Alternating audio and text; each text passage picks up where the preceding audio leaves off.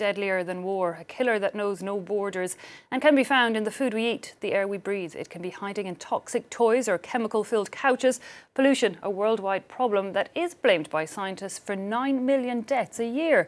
So how can we protect ourselves? Well, to give us his perspective, we're joined on set by President of the NGO Pure Earth, Australian-born, US-based engineer Richard Fuller. Mr. Fuller, it sounds like I'm scaremongering, but having read your report, Pollution Knows No Borders, you say that pollution is the most dangerous, really, the most deadly risk we face. When you look at all of the issues, the things that can kill us, we worry about HIV, malaria, tuberculosis, we worry about obesity. All of these sort of issues are smaller in gross impact, unfortunately, than pollution. So it's causing a great deal of cardiovascular disease. All these exposures to air pollution are causing cardiovascular damage.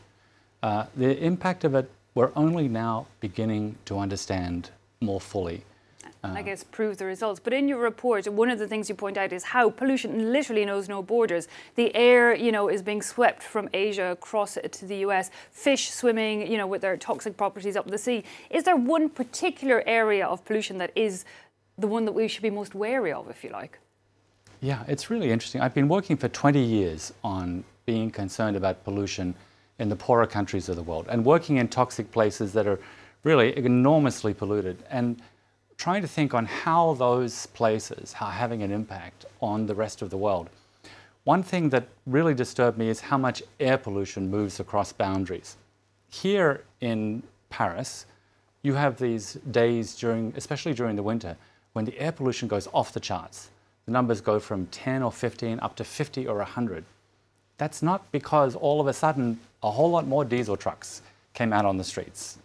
It's because air, usually from crop burning in the Ukraine or from heating in Poland or those countries in Eastern Europe, has flowed into Western Europe.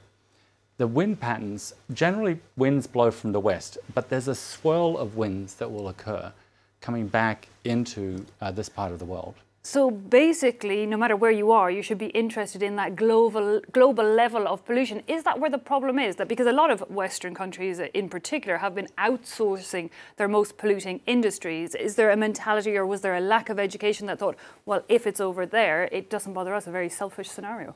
That's, I think, absolutely right. We've offshored a lot of our dirtiest industries. We've cut down our basic manufacturing of steel and metals.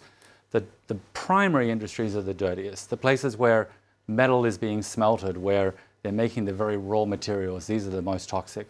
There's a news story recently about nickel in manufacturing in the northern parts of Russia now impacting Norwegians. Again, these things cannot stay in one place. And it's not just air pollution that moves as well. This report also looked at how these materials can get into the global food supply and the global product chain.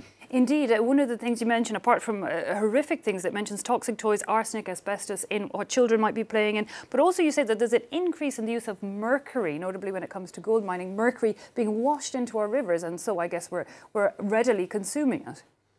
Yes, fish, especially tuna and the pelagic fish, we've all known pregnant women shouldn't eat it for a long time. And the main source of mercury that's showing up in our fish is now coming from gold miners all through the global south. Poor people are making a living by taking rock, crushing it up, adding mercury to it, and then that absorbs the gold. Then what they do is they put a torch to the amalgam, and the mercury will boil off, and what's left is gold, and that's their simplest, easiest way to be able to make a living. But that mercury will move into the rivers, down the waterways, up into the air, ends up migrating into the oceans and lakes and into the global food supply. Indeed, as you say, it's an economic need for a lot of people in a lot of countries. So as your NGO Pure Earth, where are you working on? Who are you trying to get to react and how, in what way? Right, and the thing that's fantastic about all this, that there are very pragmatic solutions, engineering strategies, simple things that we've done in the West already, that can be brought to assist in these countries.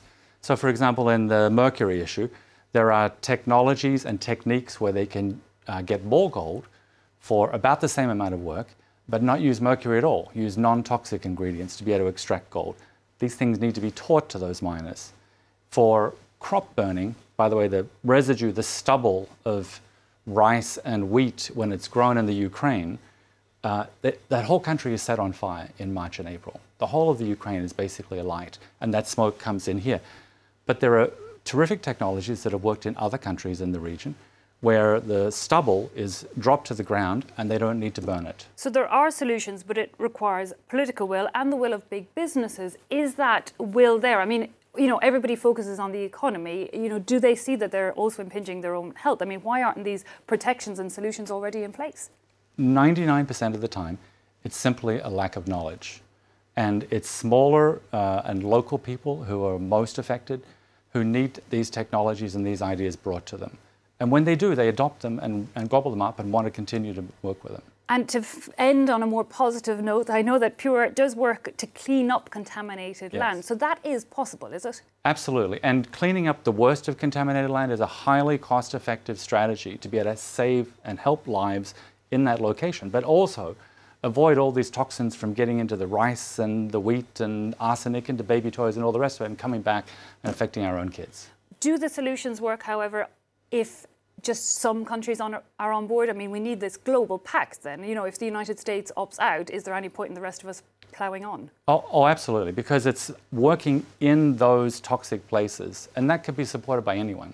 So if the US is pulling back in this work, there are plenty of other great players who can help. Something better than nothing Yes. at the end of the day. Mr. Richard Fuller, thanks so much for coming in and giving us your perspective on that global pollution problem.